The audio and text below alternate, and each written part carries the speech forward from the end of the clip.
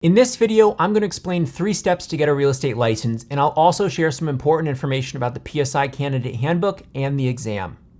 To get a real estate salesperson license here in Massachusetts, the state requires the completion of an approved 40-hour course. That seems like a lot, but compared to Connecticut, where they require 60 hours and 75 in New York, it's actually quite efficient. 40 hours is basically the equivalent to a semester-long course at college.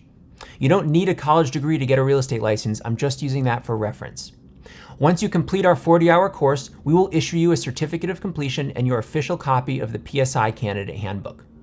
The handbook is about 30 pages and contains the forms, instructions, and other important things you should know about the exam, like what to bring with you and what not to bring with you.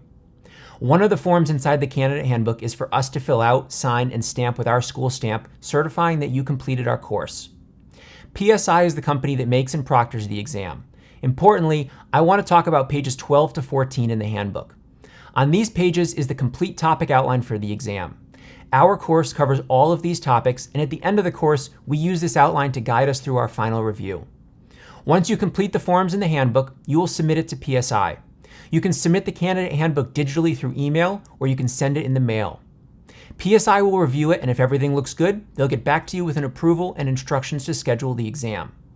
There are a few PSI testing centers across the state. You'll be able to choose the testing center and desired time for your exam. The test is broken into 2 sections, the national and the state portion. There's a fair amount of overlap across both sections, but what's important to know is that you need to score at least 70% on each section. If you pass one section and not the other, you'll be able to retake just the part you failed. If you pass both sections, you'll receive your real estate license right there on the spot. Don't forget to snap and send us a pic so we can give you free access to our Bridging the Gap course. Once you are officially a Massachusetts real estate licensee, you may be excited to know about reciprocity, which means you'll be eligible to get a real estate license in some of our neighboring states like Rhode Island and Connecticut without having to take the exam there too.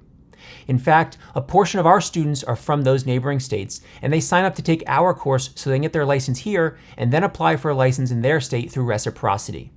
One reason people do that is, for example, in Connecticut, they require their candidates to complete a 60-hour pre-license course. But if you get a Massachusetts license, it's a 40-hour course, which saves you 20 hours. It may feel like a bit of a hack, but this practice is 100% legal and accepted by the state of Connecticut and Rhode Island.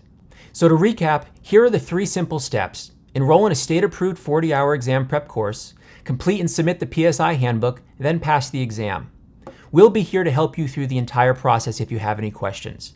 To get started, choose a plan on our website that works best for you, and we look forward to seeing you in our online course soon.